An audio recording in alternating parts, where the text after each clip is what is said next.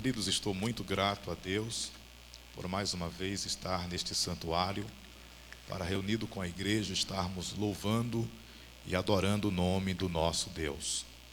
Rever o pastor e anjo desta igreja constitui uma alegria indescritível, indizível.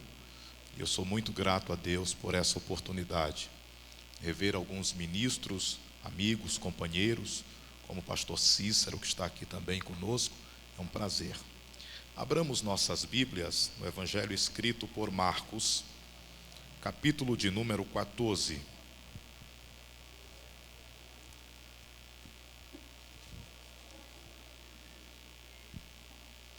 Evangelho escrito por Marcos,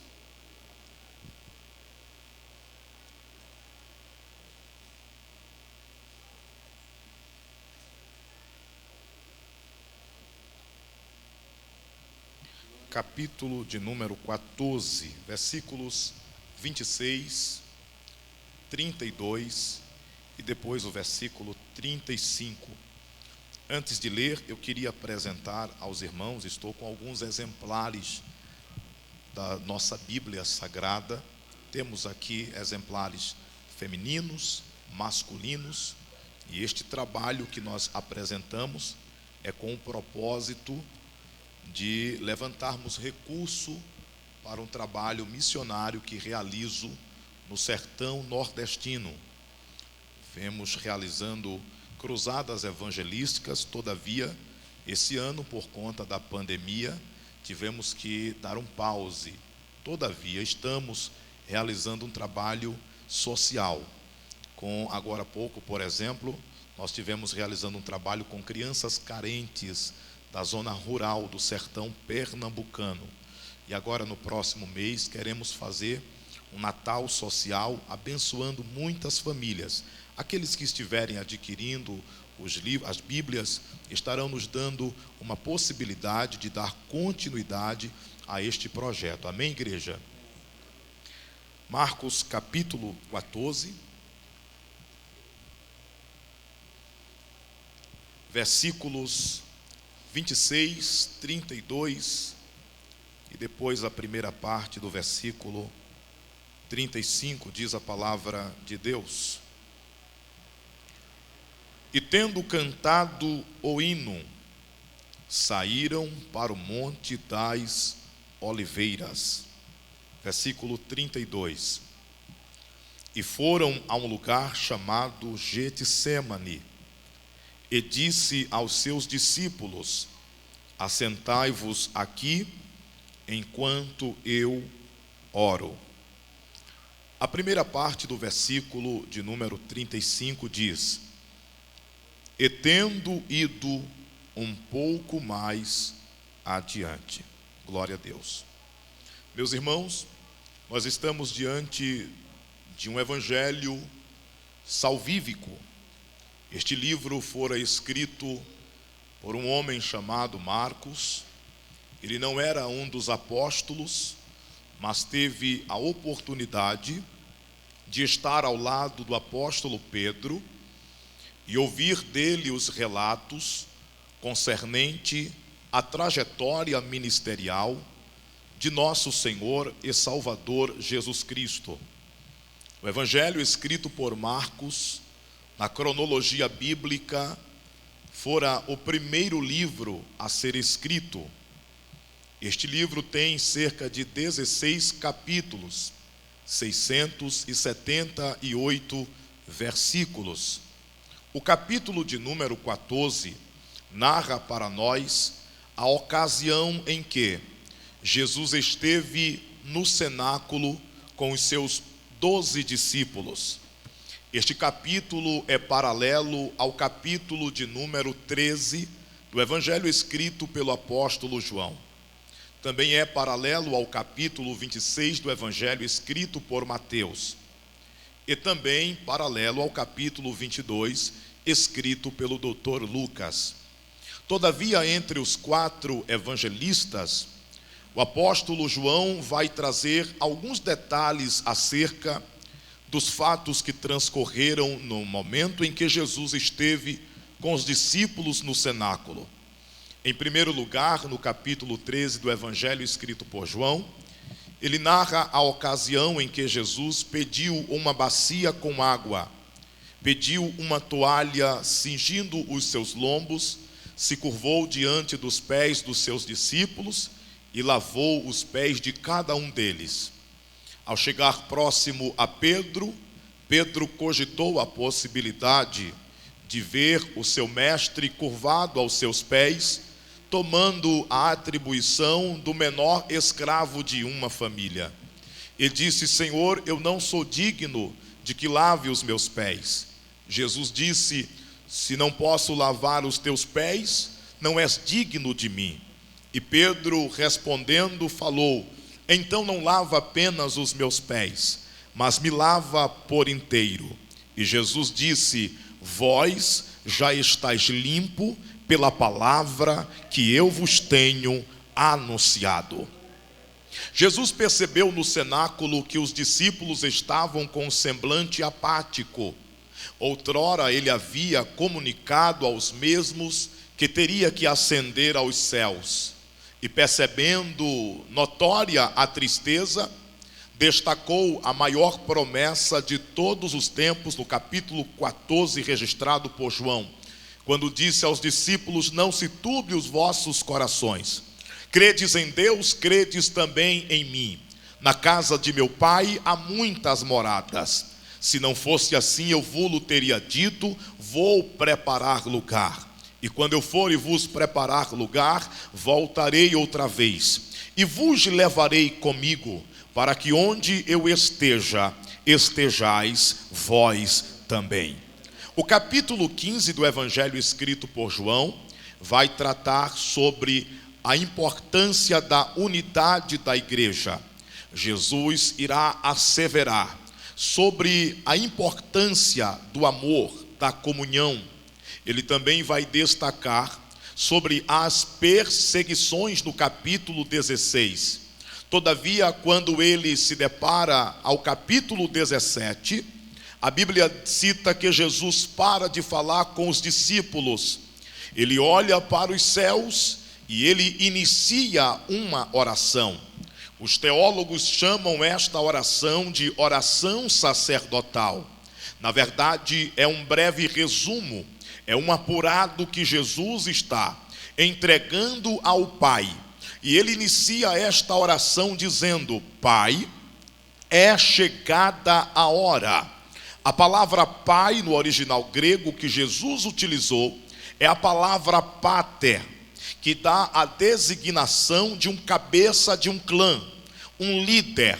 Jesus está se colocando como alguém submisso a uma missão que a ele fora designada. Ele está se referindo à hora mais aguardada nos céus, porém mais temida pelo inferno. A que hora Jesus estava apontando? A hora que ele seria levado para o sinédrio e, na perspectiva de uma falsa testemunha, seria condenado à tortura romana. Receberia uma coroa de espinhos sobre a sua cabeça. Nos seus ombros seria posto o patíbulo. Pela via sacra ele teria que carregá-la. Seria chicoteado, esbofeteado e cuspido no rosto. Todavia também seria pendurado no madeiro, no Gólgota, com as suas mãos pregadas e também os seus pés. E ao seu lado um soldado romano transpassaria com uma lança, e dele verteria água e também sangue. Todavia, consciente de tudo aquilo que lhe aguardava, que lhe esperava, Jesus, ao concluir o período no cenáculo, depois de ter instituído a Santa Ceia, ele convida os seus discípulos a migrar para o jardim do Getsêmani, um jardim no sopé do Monte das Oliveiras, ao leste na cidade de Jerusalém. Todavia ele vai sair, mas ele não sai com um semblante decaído, mesmo sabendo de tudo que lhe espera, mesmo sabendo que a cruz lhe aguarda, mesmo sabendo que o opróbrio e a humilhação perante os homens está à sua espera. Jesus vai erguer a cabeça e vai sair pelo caminho, louvando e adorando o nome de Deus. O que ele está nos ensinando é que é muito fácil louvar quando as coisas estão fluindo bem. É que é muito fácil louvar a Deus quando o guarda-roupa está cheio de looks, de opções. Que é muito fácil louvar a Deus quando há saúde no nosso corpo. Que é muito fácil louvar a Deus enquanto a conta está recheada. Que é muito fácil louvar a Deus enquanto o armário está repleto. Ele está nos ensinando que na hora da adversidade, que na hora da perseguição, que na hora da escassez, quando tudo parece não fluir, quando tudo parece que vai dar errado, é o momento que precisamos erguer a nossa voz e adorar o nome do nosso Deus. Não espere que as coisas desencadeiem de maneira favorável. Tudo que o diabo quer é calar a sua boca. Tudo que o inferno quer é arrancar o prazer da sua alma, de adorar ao nome do Senhor. A Bíblia vai mencionar a história de um homem. Este homem era o patriarca Jó. Jó tinha as prerrogativas, Jó tinha as características mais aplaudidas nesta terra.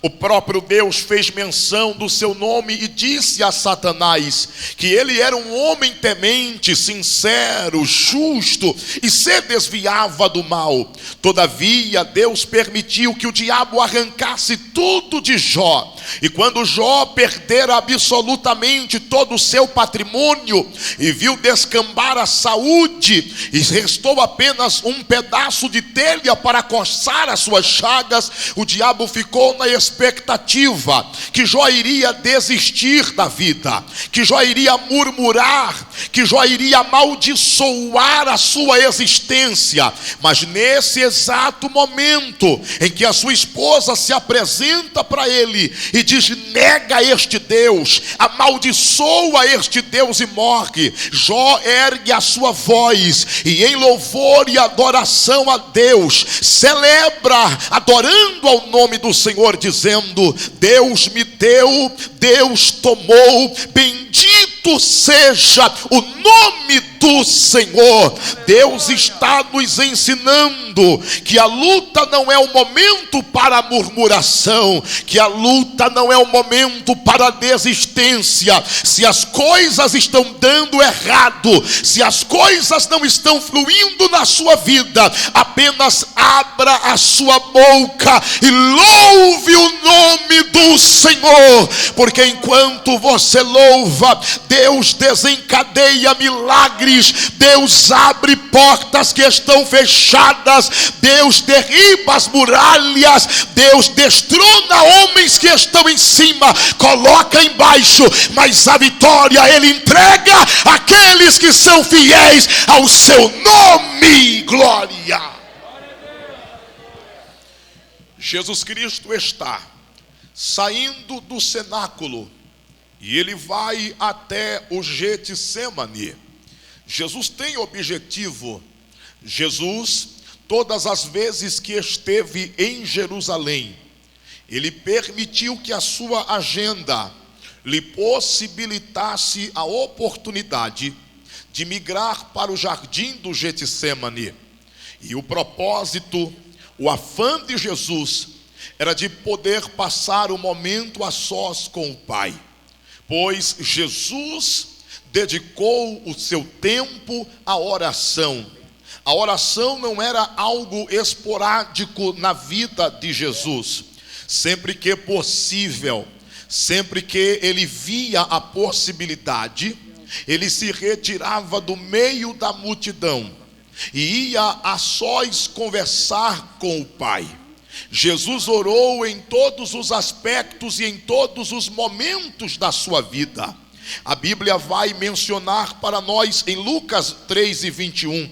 Jesus orou quando foi batizado no jardim ou no Jordão. Lucas capítulo 6, Jesus orou antes de escolher aos seus discípulos. Mateus capítulo 11, Jesus orou quando foi rejeitado por algumas cidades. João capítulo 6, versículo 11, Jesus orou quando estava para multiplicar os 5 pães e 2 peixes.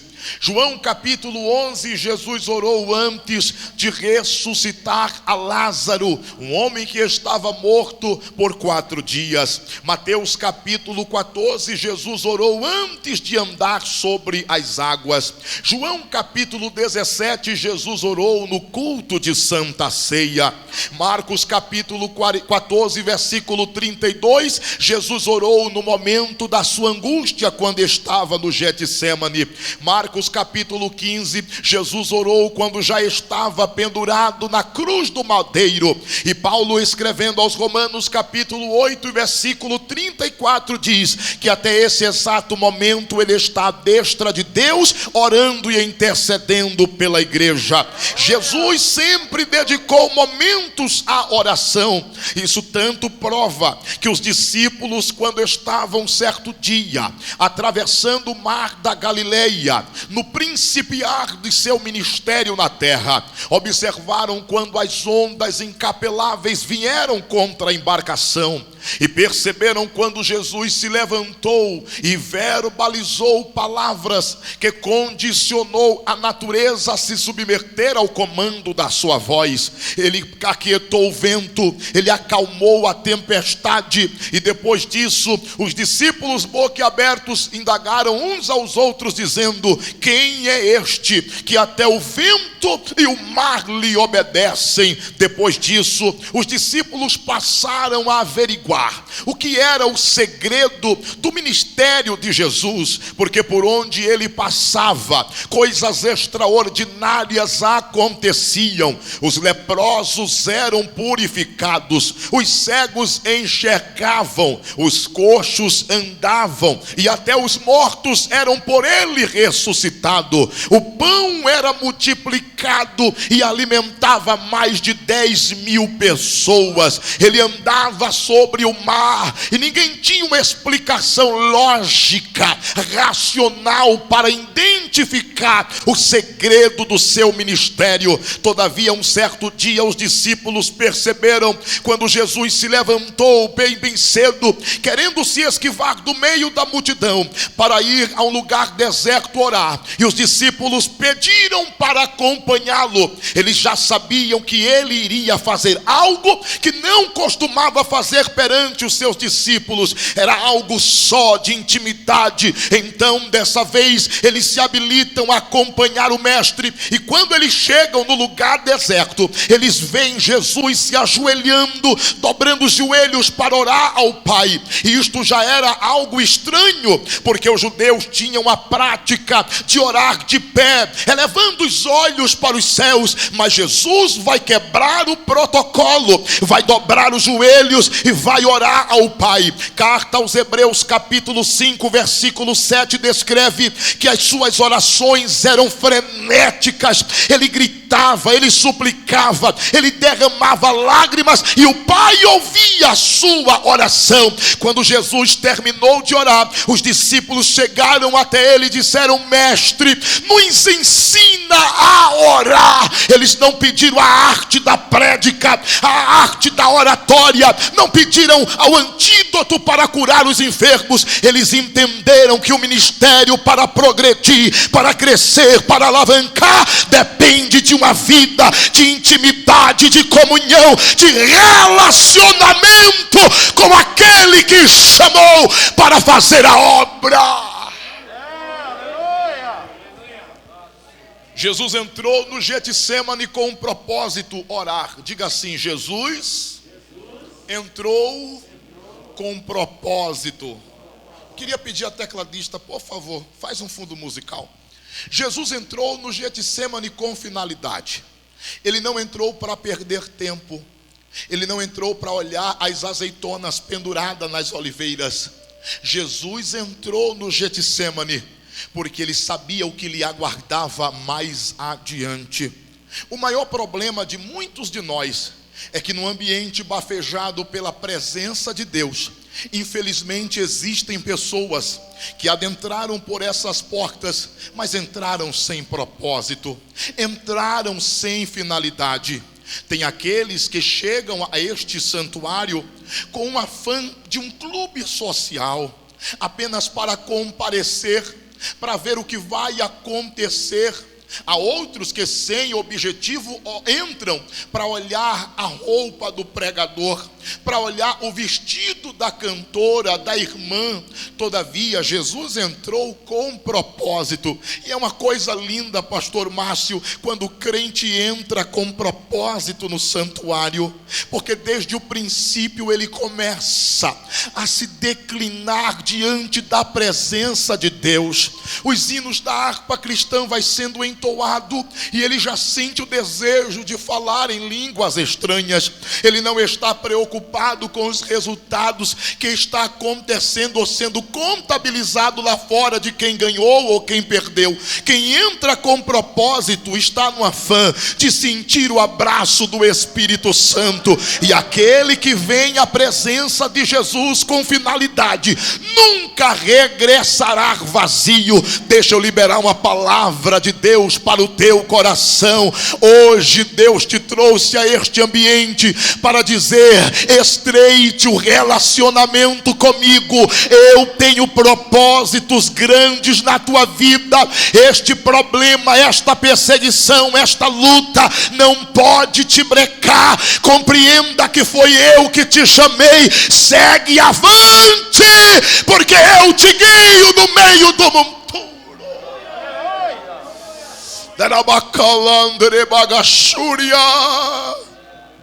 Eu estou sentindo Deus neste lugar. Jesus entrou no Getsemane com um propósito. O detalhe é que enquanto Jesus está orando, alguém está maquinando em entregar. Enquanto Jesus está orando no Getsemane, existe um dos seus discípulos que está dialogando com os sacerdotes. Enquanto Jesus está de joelho dobrado, orando, se entregando à vontade do Pai, existe alguém que está projetando uma cilada.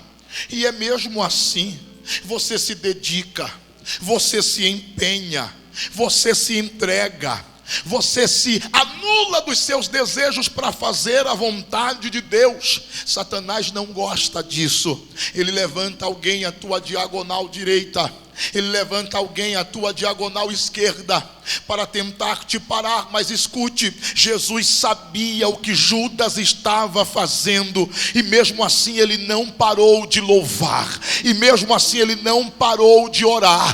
Deixe quem quiser se levantar que se levante, deixe quem quiser falar que fale, deixe quem quiser te entregar que te entregue, deixe quem quiser colocar a mão que coloque, mas continue no propósito, continue no centro da vontade de Deus. Aleluia. Aí Jesus, ele vai orar, e enquanto ele está orando, ele está colocando diante de Deus a sua vida. Este é o momento em que todas as forças infernais estão se levantando para impedi-lo de chegar até o Gólgota. Este é o momento em que todos os demônios estão lutando de maneira frenética para atrapalhar o progresso da missão de Jesus. Mas o versículo 35 na primeira parte diz: e tendo ido um pouco mais adiante, escute, nesta ocasião em que Jesus está de joelhos dobrados orando, alguns estudiosos e pesquisadores dizem que ele está apoiado em uma das prensas de azeitona. Nesse momento, Lucas descreve que ele começa a suar grandes gotas de sangue. Ele está orando, e o inferno está pensando: vamos impedi-lo de chegar até o Calvário. Não iremos permitir que ele conclua o projeto que foi profetizado lá no Éden. E enquanto eles estão tentando de todas as maneiras, eu descubro agora por que Jesus tinha tanto desejo de orar ao Pai dentro do jardim do Getsemane. É porque o Getsemane era o lugar aonde se extraía as azeitonas, e ali era ela prensada e extraída um óleo chamado azeite. Este azeite é um dos tipos do Espírito Santo. Logo quando Jesus entrava no Getsemane, ele sentia o cheiro do Espírito Santo. O que eu entendo é que Jesus, antes de chegar ao Gólgota, ele precisa abraçar o Espírito Santo, ele precisa receber o conforto de Deus. Tanto prova que Lucas capítulo 22, versículo 43, enquanto ele está soando grandes gotas de sangue, um anjo desce do céu para confortá-lo. Era como se dissesse: o Pai me enviou para te declarar que vá em frente, que não pare, que não desista. A multidão, a raça humana depende desta atitude, depende deste projeto. Se Jesus desistisse, eu não estaria hoje aqui. Se Jesus desistisse, você não teria sido resgatado lá fora do pecado e do mundo. Mas Jesus, na hora em que todos os demônios estão lutando para impedi-lo, ele vai se levantar, ele vai dar mais um passo adiante. É como se dissesse para o inferno inteiro: eu vim para cumprir a vontade daquele que me enviou. Eu não posso desistir, eu não posso retroceder, eu vou avante, eu vou adiante. E ele chega até o Gólgota, e no momento que ele está crucificado, ele poderia olhar para frente, ele poderia olhar para a sua diagonal direita ou esquerda, ele poderia olhar até para cima ou para baixo, mas a única direção que Jesus não poderia olhar era para trás. Ele não poderia desistir da igreja, ele não poderia desistir de te perdoar, ele não poderia desistir de te resgatar, ele não poderia desistir da tua chamada, da tua família. E no Gólgota ele diz tetelestai, que significa está consumado. Esta frase era uma frase habitual. Todos os escravos, quando recebiam uma missão, eles cumpriam a missão, e depois de cumprir, eles chegavam aos seus senhores, colocavam as mãos debaixo da coxa e dizia tetelestai, como que dissesse: eu trabalhei, eu concluí a tarefa, não deixei nada para depois. Jesus está dizendo: nenhuma condenação há, eu já morri pela minha igreja.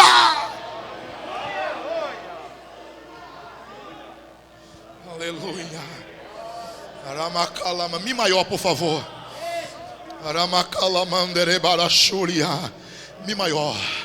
Oh, e nós hoje estamos aqui para celebrar a ceia do Senhor, para declarar a Ele a nossa gratidão, para dizer a Ele: valeu a pena, valeu a pena. Que bom que o Senhor não desistiu.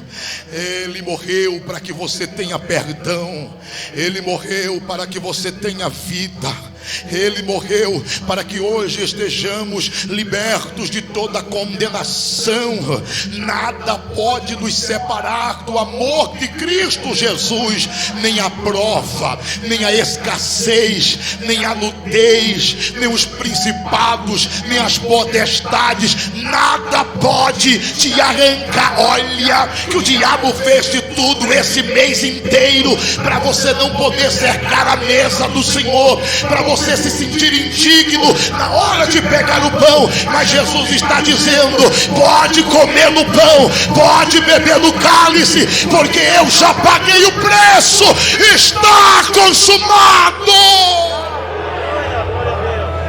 Eu tenho um Deus que não vai deixar esta luta me matar, o desespero me tomar. Por mais pressão que seja a situação, ouve comigo, o controle ainda está na palma de suas mãos. Agora eu tenho um Deus que não vai deixar esta luta me matar, o desespero me tomar. Por mais pressão que seja a situação, o controle ainda está aonde?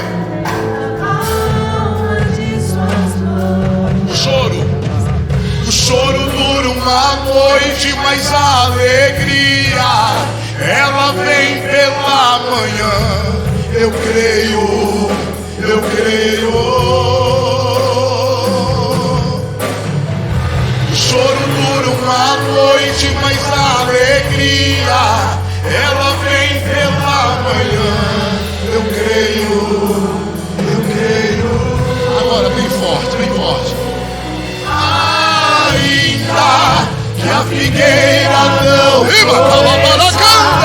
não haja fruto na videira,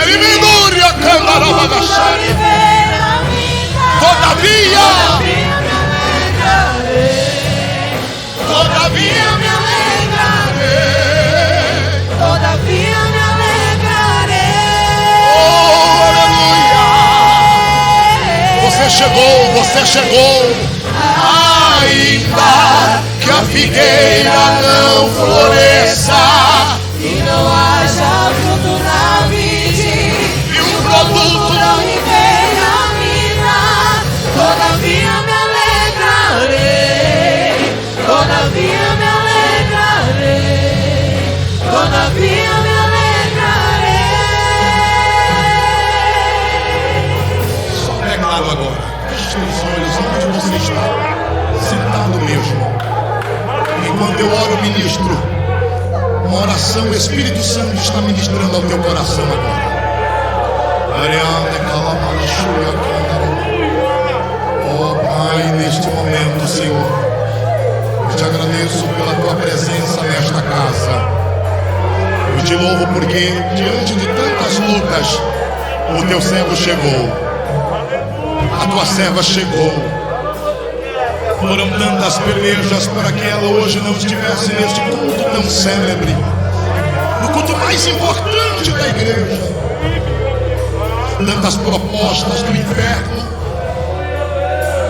tantas ciladas do diabo, mas ele está aqui declarando a vitória pelo sangue do Filho Jesus. Espírito Santo, ministra no coração dos teus servos agora. Recebe de Deus o renovo, recebe de Deus o abraço. Você que é batizado no Espírito Santo, sinta a liberdade para orar em línguas estranhas. Sinta os teus lábios tremular, a tua língua bater, tremer, o Espírito Santo orar através da tua boca. O Espírito Santo está abraçando vidas nesta hora.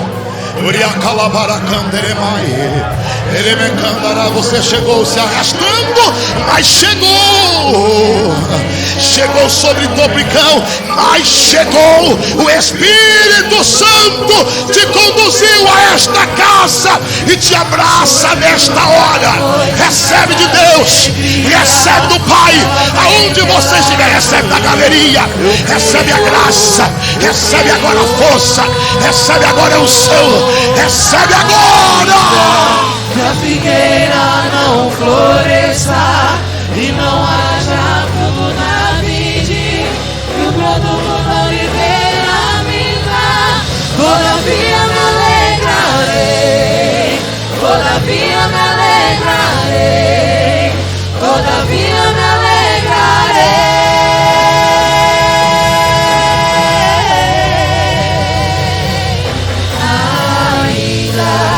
A figueira não floresça e não haja fruto na vide, e o produto da oliveira me dá, todavia me alegrarei, todavia me alegrarei, todavia me alegrarei.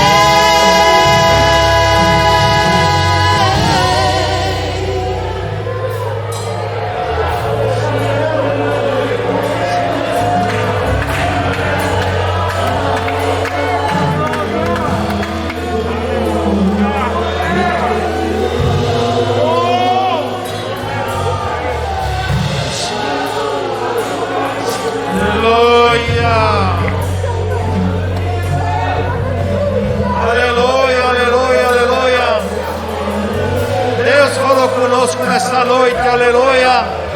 Alegra-se, meu irmão. Glorifica, adora esse nome poderoso, aleluia.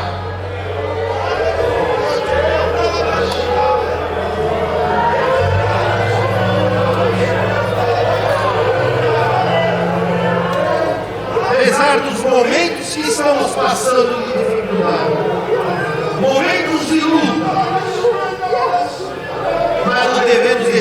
glorificar e adorar esse nome doce do Senhor Jesus Cristo.